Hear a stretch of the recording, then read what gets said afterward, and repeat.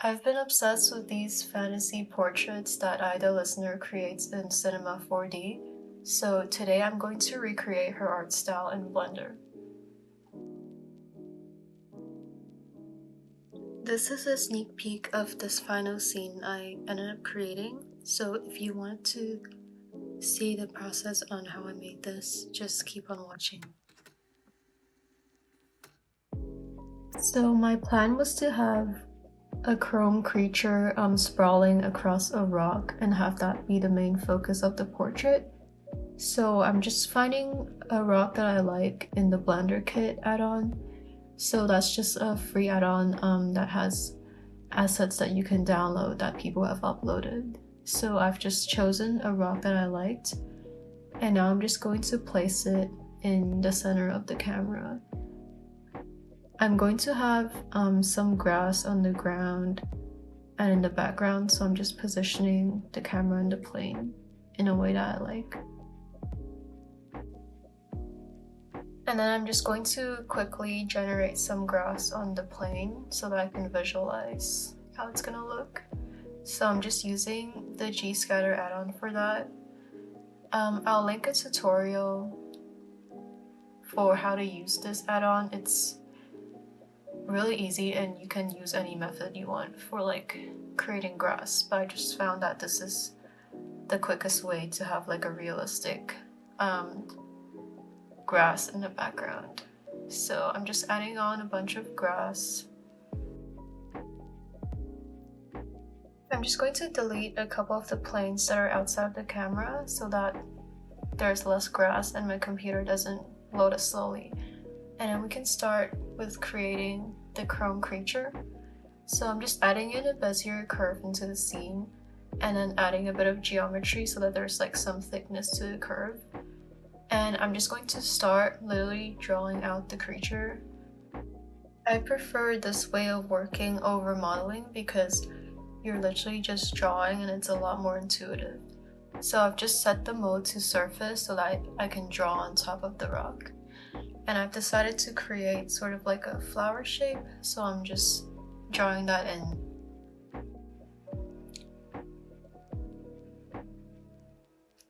For like the tendrils, you want to make sure you draw over them a few times because we're going to remesh and then sculpt this. So it's going to start getting thinner and thinner, so you want to make sure that it's like a bit thick to begin with.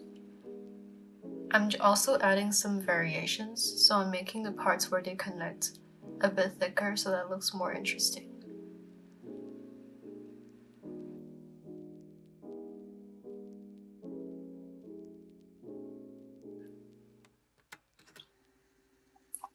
So like sometimes, because it was on surface mode, it doesn't like draw it on the same axis, so that sometimes you have to move like pieces that come off back together, which is fine. So I'm just repositioning some of those points and then continuing to draw more curves on top of it. So for the flower shape, I'm making sure to really draw a lot of curves on this because once we remesh, it's all gonna be one object. So you wanna make sure that it's all like filled in. And I'm just fixing some errors that happened because I was drawing it from my camera view and also in surface mode, so some of it went onto like a different axis, so I'm just fixing bits of that.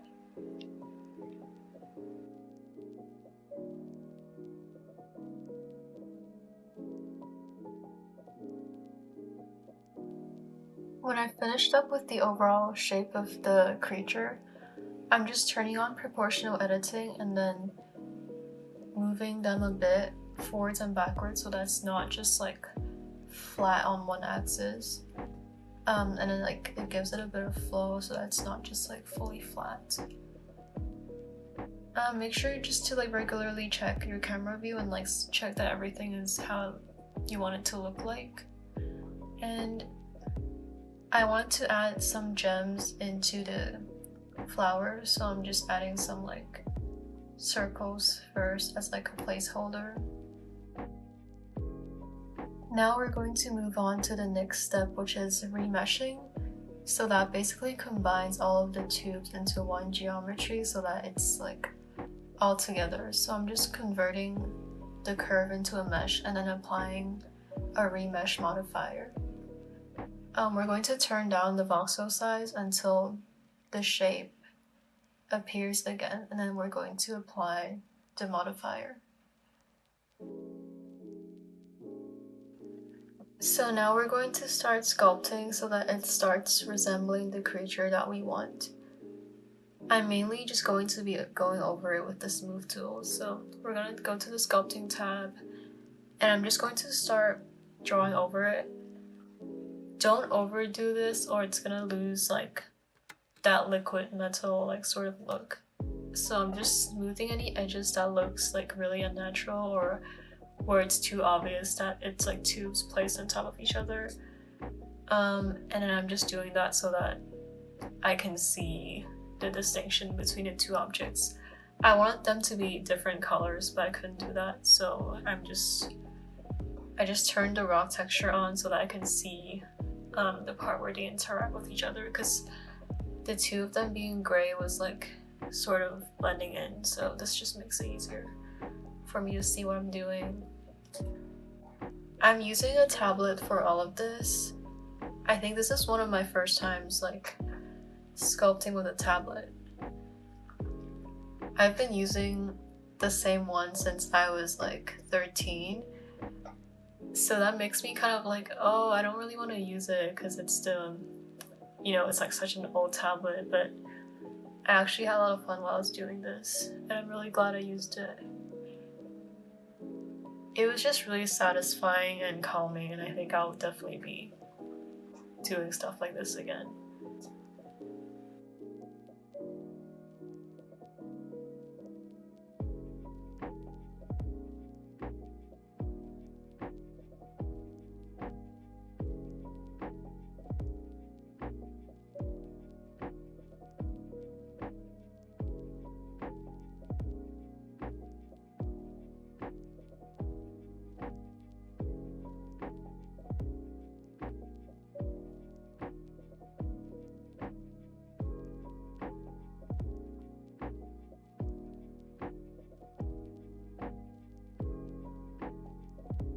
I was going to model the gems later, but I found out there are actually built-in diamonds in Blender, so I've just decided to use those.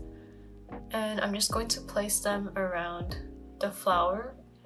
And this is when I realized that I should have planned this better, because I wanted it to look like jewelry, like it was sort of placed inside of it. I'm just trying to recreate that effect, but it doesn't really look that good. But I was just telling myself to not be a perfectionist and just finish it. So it looked good enough. Like from the camera view, it was pretty far away anyway, so you couldn't really see. So I just sort of like ended it there. And then this little spike gave me so many problems. Like, I should have made sure all the tubes were connected before remeshing, because now there's like this awkward thing sticking out. But honestly, when I zoomed out, you could barely see it, so it was fine. But I spent a lot of effort just trying to push it back and like flatten it, but it wasn't flattening, it was just kept being like a spike. So it was a bit frustrating, but it didn't really matter in the end because you really couldn't see this at all.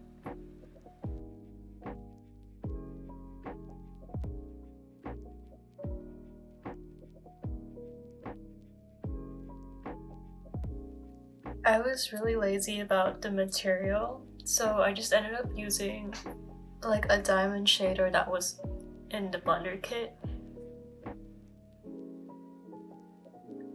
It looked pretty good.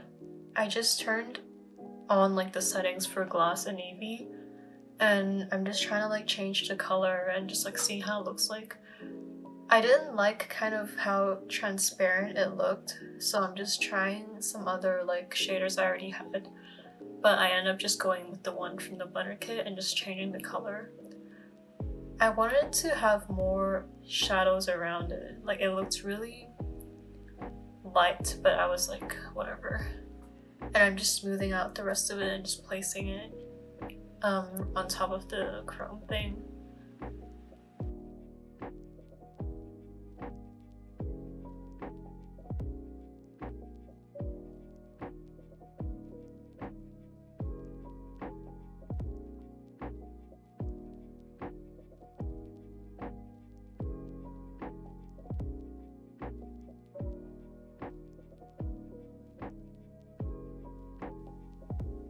I'm just sculpting around the gem so that it looks like the metal was like melted and then the stone was like pushed in it. This isn't the way I would have wanted to do it, but it looked fine for this. Like, since it was so far away, you could barely see it anyways, so it was good enough for this project.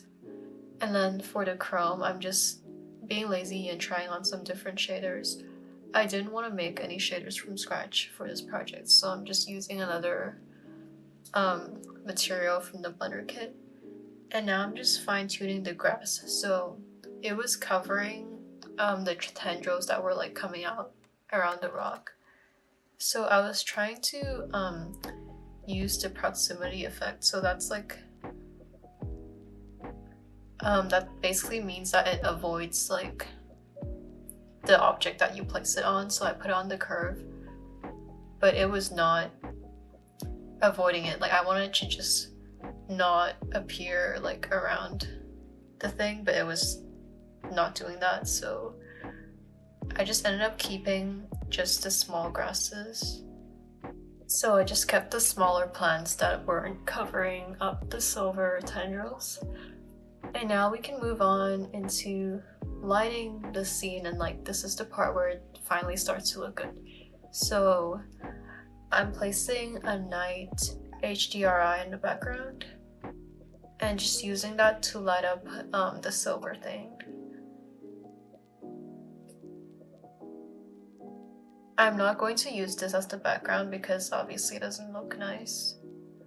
And I'm just trying out like having a plain black background, so that's not that distracting. Now for the main lighting, I wanted it to look like the sun was coming out in between clouds, kind of like this. So I'm adding in a gobos. So what that is like on this plane, there's an alpha like that where there's like holes in it so that the light can come through and like it's not just an imperfect even light, and there's areas that are blocking it.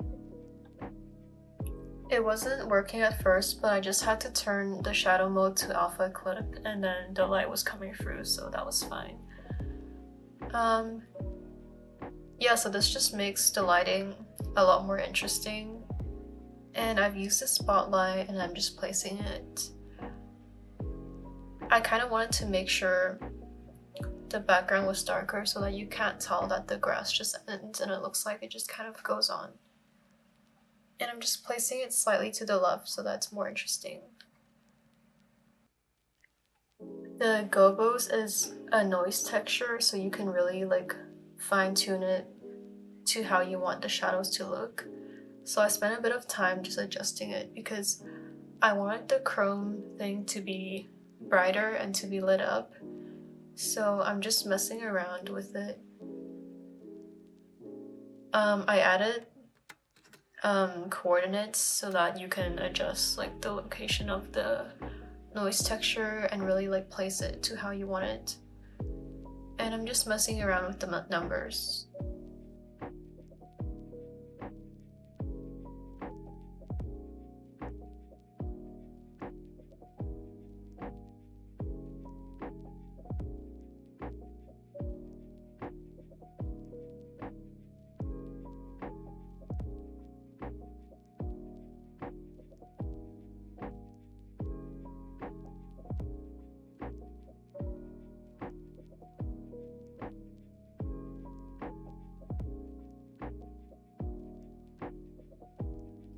So I ended up with this light placement.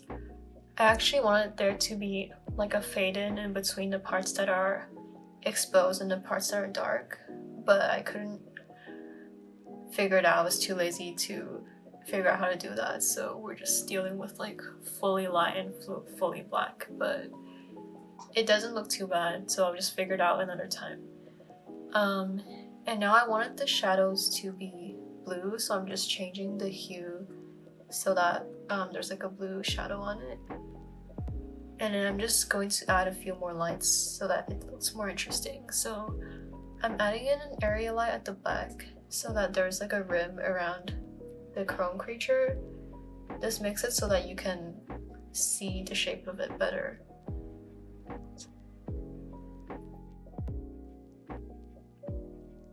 And then I'm just duplicating the light and adding another one in the front because I felt like the flower was a bit dark. So I just placed another light in front of it so that it can be brighter.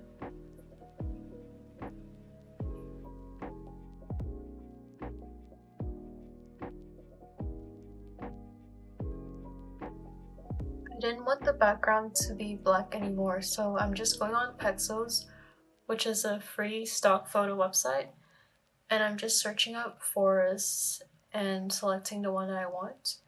And I'm going to import images as planes and import it as a shapeless object. Placing it in the back. I'm just adding hue and saturation node to it so that I can adjust how dark it is.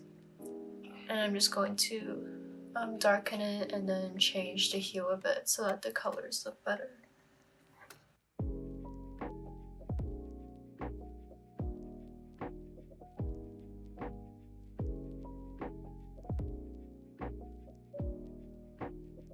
So yeah, that's basically the entire process of how I made this artwork. It took around 2 hours total, and I'm very happy with the results of how it came out.